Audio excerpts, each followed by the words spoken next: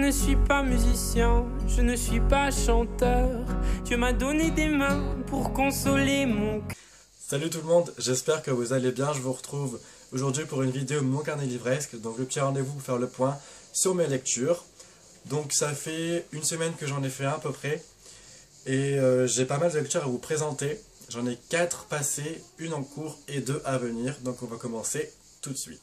Le premier livre que j'ai à vous présenter, c'est La merveilleuse boutique de crème glacée de Viviane de Abby Clements, publié aux éditions Prisma, avec une couverture qui entre nous n'est pas tellement attirante malgré les couleurs assez flashy.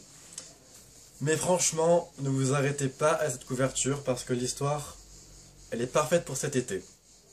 Une histoire de relation entre deux sœurs, une histoire d'héritage. Voilà, ce sont deux sœurs qui vont hériter de la boutique de crème glacée de Viviane qui est leur grand-mère. Et en fait, toute l'histoire va se tourner autour de ça, va tourner autour de la vie privée des deux personnages féminins principaux. Et voilà, donc on a Anna et Imogen. Anna qui est l'aînée, qui est très carrée, droite, elle a un petit copain, voilà, elle est bien dans ses baskets, malgré que au boulot ça n'aille pas tellement. Et puis on a Imogen qui elle est partie en Thaïlande, si je dis pas de bêtises, pour faire une compile de photos pour après exposer dans une galerie. Et voilà, donc elles vont se retrouver toutes les deux avec cette boutique. Elles vont commencer à faire les rénovations, etc. Et puis il y a plein d'histoires autour qui va se passer. On va avoir des difficultés, des péripéties. Et puis voilà, ça se lit tout seul, c'est frais, c'est convivial. Franchement, vous vous arrêtez pas les pages de tourner tellement vous avez envie de continuer cette histoire. L'auteur décrit très bien les paysages, décrit très bien les sentiments des personnages.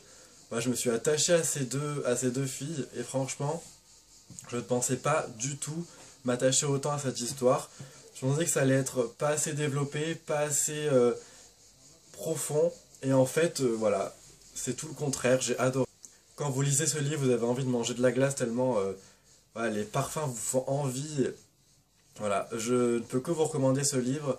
J'ai passé un très bon moment et je ne regrette pas de l'avoir lu. Ensuite, j'ai lu un livre qui fait parler de lui sur la Blogo. Il s'agit de Temu Somelev de Kadja Millet, publié aux éditions Fleuve Édition collection Territoire. Donc avec une couverture très jolie, que j'aime beaucoup.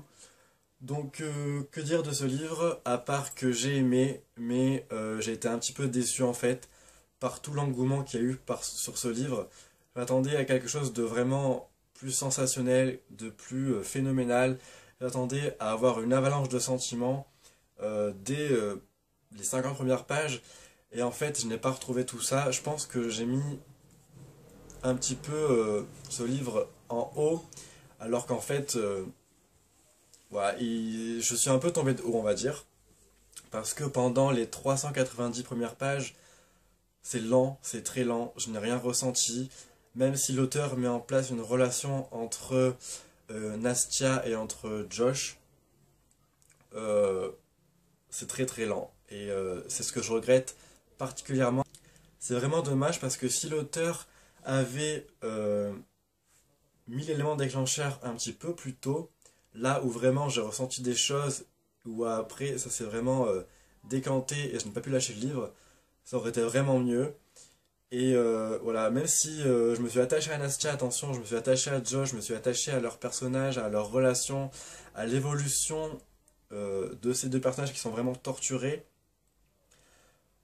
Je ne sais pas, il y a quelque chose qui ne m'est pas revenu dans le livre, quelque chose qui m'a manqué. Voilà, par contre, on a beaucoup de questions en tête concernant ce qui s'est passé par rapport à Nastia. Et puis, voilà, ils ont tous les deux un passé très douloureux, un passé qu'on a envie de connaître. Et puis, voilà, on s'attache à eux, on s'attache à leur relation, on a envie que ça aille plus loin, on a envie de les voir ensemble. Et chacun a ses raisons. Donc, voilà, après, quand on arrive autour des 400 pages, les 100 dernières pages sont vraiment addictives. On ne peut pas lâcher le livre, un truc de dingue, les sentiments sont vraiment présents. Et c'est là où j'ai vraiment tout ressenti. Et donc, Voilà, je peux que vous recommander ce livre parce qu'il faut se faire son propre avis. Mais pour moi, il ne mérite, je pense, pas tout la publicité qu'il y a eu autour de ce livre. Voilà, je suis peut-être un petit peu sévère. Pour moi, ça n'a pas tellement fait, malgré l'histoire, qui est quand même très addictive et très attachante. Ensuite, j'ai lu Ella et Misha, tome 1, Jamais sans toi, de Jessica Sorensen, donc qui est publié aux éditions Hachette Collection Black Moon Romance, avec une très jolie couverture. Moi, j'adore. Voilà. Donc, que dire de ce livre à part que j'ai vraiment adoré, j'ai kiffé ma race, comme on dit chez moi. Franchement, l'histoire est très prenante, l'écriture de l'auteur est addictive, vous pouvez pas lâcher le livre, je l'ai lu en une journée, tellement j'avais envie de savoir ce qui s'était passé. Le prologue nous rend directement curieux, et c'est ce que j'ai aimé avec ce livre. On a envie de continuer, on a envie de savoir ce qui s'est passé avec Ella, on a envie de savoir pourquoi elle s'est enfuie. Et je sais pas, ces personnages sont vraiment torturés aussi. Ella résiste. Il y a un je t'aime moi non plus, un fuis-moi je te suis-moi je te fuis qui est vraiment très bien mis en scène. J'ai vraiment adoré suivre ces personnages, leurs péripéties. Par contre, ce que je regrette, c'est que ça va un petit peu trop vite dans l'évolution. J'aurais aimé plus de retenue, plus de remise en question peut-être, plus de questionnement. Mais malgré ça, le rythme est vraiment très prenant, c'est addictif, on voit pas les pages défiler. Et puis je sais pas, il y a cette relation qui est vraiment très bien imaginée par l'auteur, très bien mise en scène. Elle connaît ses personnages et ça se voit, ça se sent. Et puis je sais pas, c'est une alchimie entre eux qui fait que le livre est vraiment super. Voilà, après par contre, le petit bémol aussi, c'est que j'aurais aimé en connaître plus sur le passé des personnages. J'aurais aimé connaître plus davantage le père de Ella. Et je pense que dans le tome 2, ce sera rectifié, en tout cas je l'espère. La fin m'a donné vraiment des papillons dans le ventre, j'ai adoré la fin. Et puis voilà, j'ai vraiment hâte de lire le tome 2 parce que le résumé de ce tome 2 est vraiment très triste et j'ai hâte de voir où va nous emmener l'auteur. Donc voilà, je ne peux que vous recommander Jamais sans toi. Enfin, j'ai lu Entre mes mains, le bonheur se faufile de Agnès Martin-Lugan, publié aux éditions Michel Lafon, avec une couverture que j'adore. Voilà, la jeune fille a un charme fou, et c'est tout ce qui se dégage de cette lecture, enfin de cette couverture qui m'a tenté, et le résumé, je ne l'avais pas lu de prime abord, mais voilà, je savais que j'allais être bouleversé, j'ai été bouleversé. C'est vraiment un livre avec une écriture très sincère, qui va à l'essentiel, qui va droit au but, qui ne cherche pas à vous retourner le cerveau. C'est vraiment très sincère et ce que j'ai adoré. L'histoire est très prenante. J'ai lu en un jour et demi, je crois, ou 2 jours maximum. Voilà, dès les 50 premières pages, j'ai eu les larmes aux yeux alors que je faisais à peine connaissance avec le personnage de Iris. J'ai adoré son personnage, j'ai adoré son évolution, j'ai adoré ses remises en question, son avancement dans l'histoire.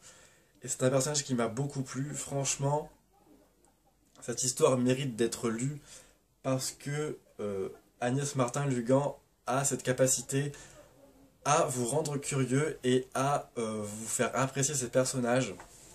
Voilà, donc en fait, l'histoire, en gros, c'est l'histoire de Iris qui vit en couple avec Pierre.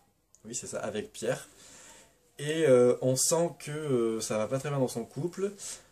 Ses parents vont lui faire une révélation de dingue concernant le métier qu'elle avait toujours voulu faire, donc qui est le métier de couturière.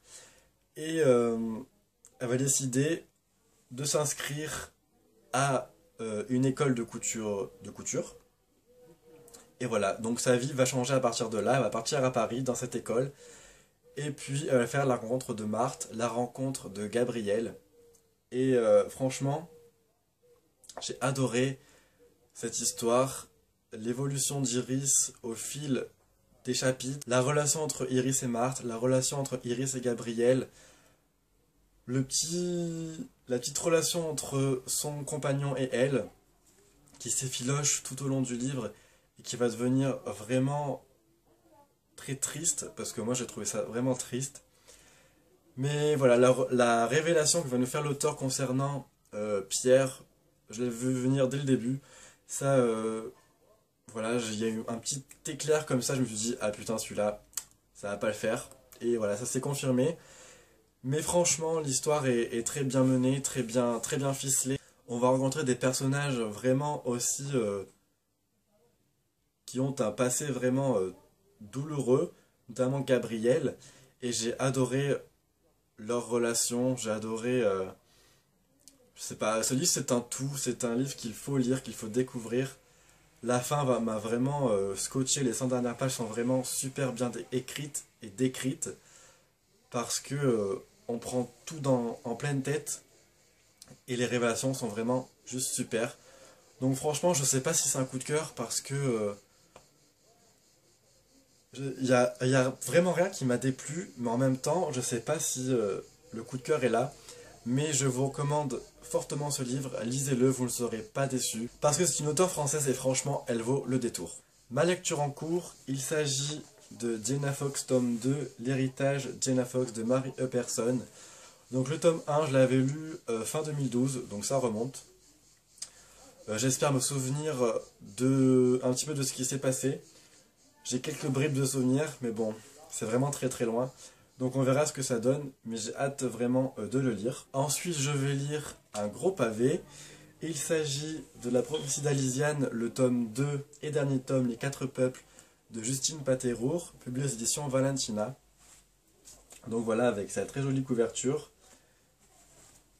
Justine, je vais le sortir. Franchement, ça me fait super peur parce qu'il fait presque 500 pages et c'est écrit tout petit. Donc voilà, j'ai peur mais en même temps j'ai hâte. Donc vous aurez mon avis très prochainement. Et je vais sortir enfin Cool Sweet Hot Love de Erin McMahon qui paraîtra le 3 juillet aux éditions Nathan.